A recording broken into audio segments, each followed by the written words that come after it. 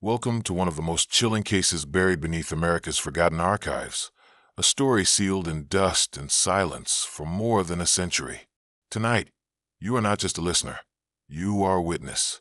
What you're about to hear was never meant to reach the public, never meant to be spoken aloud beyond the cold stone walls of an estate that once stood far from the eyes of the world. The merchant's son, groomed for legacy, and the enslaved girl his father purchased in secrecy. Two names that appear in no official register as connected, yet their lives were bound together by something far darker than forbidden love. This is not a love story. This is a record of obsession, disappearance, and a single night in 1847 that left no survivors of the truth. Before we begin, leave a comment with your location and the exact time you are hearing these words. The reach of this tale is being tracked. And if you are drawn to stories whispered between grave dirt and forgotten ledgers, subscribe to Grave of the Shadows, where history's quietest screams are finally given a voice. Your entry into the Harrington Estate begins now. Before we unlock the first page of this suppressed account, pause for a moment and mark your presence. Type the words, "I bear witness," along with your country in the comments below. Every record we examine tonight has been traced by location, and your entry becomes part of the archive that grows with every listener. If you haven't already, subscribe to Grave of the Shadows so you do not miss the documents that surface next.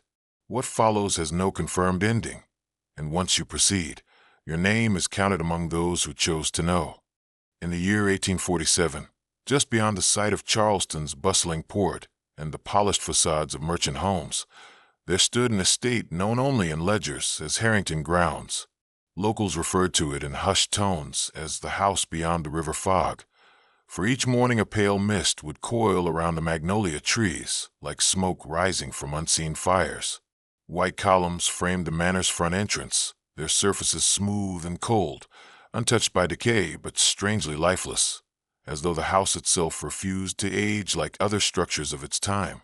The windows, tall and narrow, gave no reflection, only absorbing the daylight like darkened eyes that had seen too much. A gravel path wound from the wrought iron gates toward the main house, splitting into two routes, one leading toward the servant quarters, intentionally placed beyond view, and the other toward a smaller building known simply in records as the house kitchen, though it was built far too sturdily for such a simple function.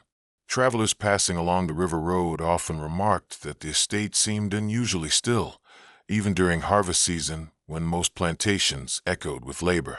No laughter, no song, not even the distant rhythm of tools, only the occasional toll of St. Michael's church bell carried faintly through the trees, marking hours that felt heavier on this land than anywhere else. The people of Charleston were familiar with the Harrington name, Ebenezer Harrington, merchant turned landowner, a man praised for his discipline and feared for his silence. Yet, despite its grandeur, no child's footsteps ever echoed across the marble floors. No family festivities spilled music into the open air. The estate, for all its wealth, carried the atmosphere of a mausoleum still waiting for someone to acknowledge the dead it held in memory. Those who were invited inside spoke of a library that smelled not of books, but of something older, like river stone pulled from deep water. They said that every corridor felt slightly colder than the last, as if the house itself had secrets buried beneath its foundations, listening to every footstep, waiting. According to a ledger preserved in what remains of Charleston's municipal archives, Ebenezer Harrington did not inherit power. He constructed it, transaction by transaction. Before the plantation, before the white-columned house stood against the magnolia line, he was known as a merchant of imported fabrics and European glassware. His rise was recorded not in stories, but in inventory books, meticulous, emotionless entries that documented profit with the same precision one might use to document the dead. His wife, Elizabeth Harrington, appears sparingly in written form, mentioned only in estate expenditures under parlor arrangements and medical services rendered. She died during childbirth, leaving behind one surviving heir, William Harrington, their only son. The official family portrait, commissioned shortly before her death, shows a young boy standing between his parents, positioned slightly away from them, as though even then Something in the household resisted closeness. William was sent north for education at the age of 15. The school register lists him as uncommonly quiet, inclined to solitary study, with a noted interest in literature that did not align with his father's expectations of trade and discipline. Upon his return in 1846, at 22 years of age, witnesses marked a change in the estate's atmosphere. Servants reported that the young master kept to the library late into the night, candlelight flickering past the tall windows until well after the grounds had fallen silent. It was during that same year that a new name appeared in Ebenezer's purchase records, Adeline, listed not with the others under field labor or domestic rotation. She was catalogued separately. The document describes her as fit for correspondence duty, literate, calm in manner, to be placed within house staff only. Unlike other entries, her place of origin is deliberately vague. Where most are marked with plantation names or shipping ports, hers reads only, acquired through private arrangement, no secondary notation. Several receipts show clothing materials ordered specifically in her measurements, an unusual expenditure for someone in her position. More telling is a note scribbled not by a clerk, but seemingly in Ebenezer's own hand. Presentation favorable. Keep from general staff rotation. Those who lived on the estate before that year describe William's return as quiet but uneventful. Yet from the moment Adeline arrived, multiple accounts begin to mention unexplained tension, a shift in routine, an unspoken watchfulness within the walls of the manor. The ledger entries continue as if nothing were amiss, but diaries from those who served in the household whisper another truth entirely. The first official mention of something unusual did not come through confession, nor through scandal. It appeared almost politely in a house record dated February 3rd, 1847. Young Master William absent from breakfast. Horse found saddled at dawn. Return near dusk without explanation. Entry marked by stable hand James G. At first glance, it appears harmless. A young heir riding alone through the damp riverlands, restless perhaps from his return to southern life. But the second note came only 3 days later, written in a firmer hand. Food requested at improper hours. Servant Adeline summoned alone to deliver. Kitchen log signed by Esther, cook of house from this point forward. Adeline's presence begins to hover at the edges of estate accounts, not named as servant, not addressed as property, but simply referenced by a single initial, A. She was seen in the east corridor past midnight, a sector of the house normally reserved for family quarters. When questioned, she reportedly responded with a calm explanation. The young master requested books. Witnesses later recalled that when William passed through the halls, his eyes no longer drifted to his father's grand display of maritime paintings or imported clocks, as they once had. Instead, his gaze seemed fixed on doorways, as though he expected someone to be standing there, someone who should not. The most telling account comes from a letter never sent, found years later among the unsorted belongings of the housekeeper, Mrs. Porter. The ink was faint, but the words remained clear. There's a silence in this house that does not feel like quiet. It feels like waiting. It was not a tragedy yet. It was not even a rumor.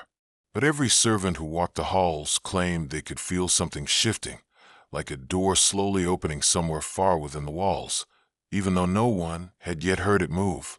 By spring, the lanterns outside William's chamber burned later each night, and every time Adeline passed through the corridor carrying a tray or a book, someone would pause in their work, not to speak, but to listen.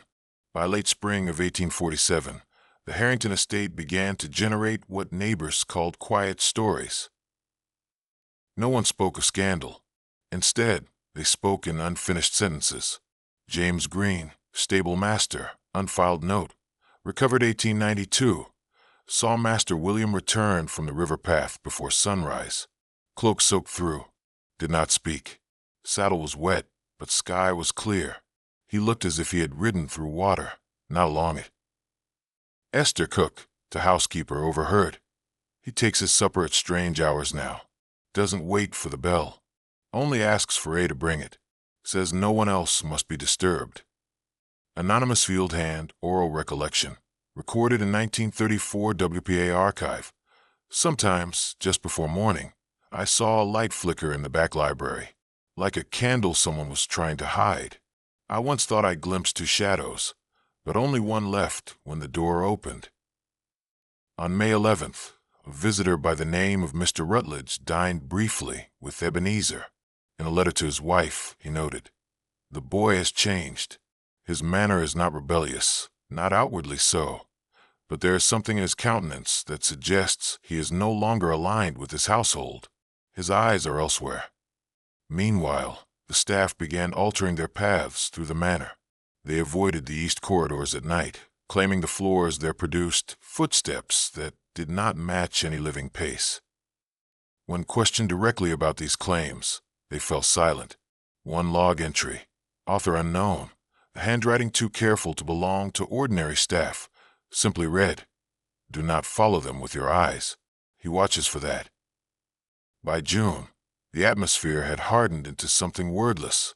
The bells of St. Michael's Church still carried across the river, but on certain afternoons, they sounded as though muffled by water, distant and distorted. And in the kitchen house, Adeline stopped singing. Before that month, she had been known to hum softly as she arranged correspondence and set the household tableware. But sometime between the 12th and 14th of June, according to 3 separate testimonies, she fell silent entirely. Final entry in Mrs. Porter's personal ledger before pages were torn out. It is not merely a fondness. It is a tether, and if it tightens further, something in this house will break. The Harrington Plantation still kept its outward order. Accounts were balanced, deliveries made on schedule. The facade remained intact, but invisible to any official documentation. A line had already been crossed. The official reason listed in Ebenezer Harrington's ledger for the July transaction was simple: liquidation of unnecessary assets before autumn accounting. But those who worked closest to the house knew that was not the truth. On the morning of July 2nd, 1847, a carriage arrived from Charleston bearing a folded document marked with the seal of Barrow and Finch Slave Brokerage. The paper was brief: one name, one price, immediate transfer recommended. Name listed, Adeline, to be removed before the 28th. No other household servant had ever been processed so quickly.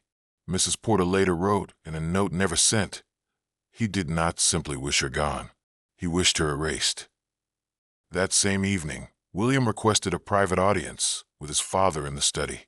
The conversation was not recorded in any official capacity, but voices were heard behind the door, not shouting, but tight, controlled tones of 2 men speaking through clenched restraint. Stable Master James recalled, "I passed by and heard the father say, 'This house has an order. You will not disrupt it for a passing sentiment.'" The son said nothing in reply, but something fell glass, perhaps, and silence followed. After that night, the household shifted subtly, as if preparing itself for an event long anticipated but never spoken aloud. No one left their tasks unfinished. No one lingered in corridors. Every movement felt rehearsed, like actors aware they were being observed. Adeline continued her duties without deviation, but she stopped looking directly at anyone. She carried letters to the study, placed them on the desk without a word, and withdrew before being dismissed. Only once did she pause, reportedly by the magnolia trees, her hand resting briefly on the stone wall that separated the servant quarters from the main estate. Field hand testimony, later transcript. It was as if she knew, not in words, but in the way someone knows a storm is coming when the air changes. As the sale date of July 28th drew near, William withdrew further from the rhythms of the estate. He no longer joined his father at dinner. He rode alone at dusk and returned long after dark, his coat sometimes marked with what Mrs. Porter described as river mud in places not reached by any road. He spoke to no one, and yet every servant claimed they heard footsteps outside their doors at night, pausing, listening, and then moving on. Most believed it was William. Some, however, were certain it was not. July 27th, 1847, the final evening before the scheduled removal. The dining table was set for 8, though only 2 chairs were occupied. The Rutledge family, expected as guests, never arrived. The silver remained untouched. Candles burned low, untrimmed, their wax pooling like melted tallow from a funeral procession. Mrs. Porter wrote in a torn page later found wedged behind a drawer. If there was sound in that room, it did not belong to the living. Ebenezer sat at the head of the table, his gaze fixed not on his son, but on Adeline, who served in silence. Witnesses later recalled that William did not lift his eyes from his plate once, as if sight itself had become a betrayal. After the dishes were cleared, Ebenezer retired to the library. William remained seated long after the room had emptied, his hands unmoving, as if weighing something unseen. Then, without a word to staff, he left the manor through the side passage and rode into the night. Stable Master James noted in his personal log. The horse protested. Animals know when a rider is not riding to arrive, but to leave something behind. He returned just past midnight. He did not dismount in the stables. Instead, he walked the horse to the edge of the magnolia grove, released the reins, and entered the house through the unlit east entrance. What occurred inside was pieced together from fragments.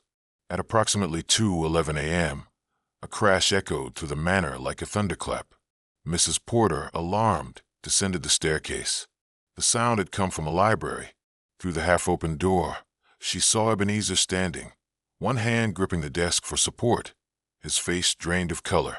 Facing him, William held a small leather-bound book, its pages open, his voice low and steady, reading words Mrs. Porter could not hear. She would later write only one sentence of this moment before the ink dragged and the page tore. He was not reading to know. He was reading to make his father hear. On the carpet lay the contents of a hidden safe, its door torn open behind a portrait of the late Elizabeth Harrington. Among documents and sealed letters was that book, a journal that did not belong to any registry of this house.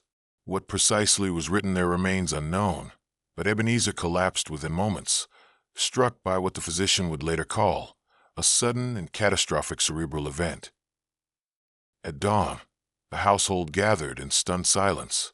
Ebenezer Harrington still breathed, but his voice was gone. The safe was found open. The journal had vanished, and Adeline was nowhere on the estate. Her belongings remained untouched. She had simply ceased to be present. With Ebenezer Harrington confined to silence, the estate shifted without ceremony. Doctors were summoned, prayers were whispered, but no formal inquiry was made into the events of that night. To the town, it was recorded simply as apoplexy. No mention of a journal, no mention of an open safe, no mention of a missing servant. William assumed control of the Harrington holdings within 48 hours. His father, unable to speak or write, was moved from the library to a downstairs parlor, converted hastily into a sick room. The desk in the library was cleaned, the painting rehung. No trace of the safe remained visible. The scheduled sale of Adeline was canceled without explanation. The brokerage document was found later with a dark line struck through her name, not by ink, but by pressure, as if the pen had been pressed down with such force it nearly tore the page. Servants whispered that William organized a search for appearance only. He walked the perimeter of the grounds with 2 stable hands, but asked no questions. He did not call for local authorities. He did not file a disappearance notice. When Reverend Whitfield inquired, William replied only once, "She has found a place where she will not be spoken of." In church pews, members of Charleston society watched him with a mixture of curiosity and unease. He no longer engaged in conversation. He no longer attended gatherings, no longer answered invitations from the Rutledge family. He signed documents efficiently. He kept ledgers precise. He buried his father 11 months later with no eulogy. By late 1848, property sales began, first distant fields, then riverfront parcels. The Harrington name slowly disappeared from local transactions. Then, one morning, William himself was gone, his departure recorded only by a single line in a port manifest. Passenger, W. Harrington, destination Liverpool.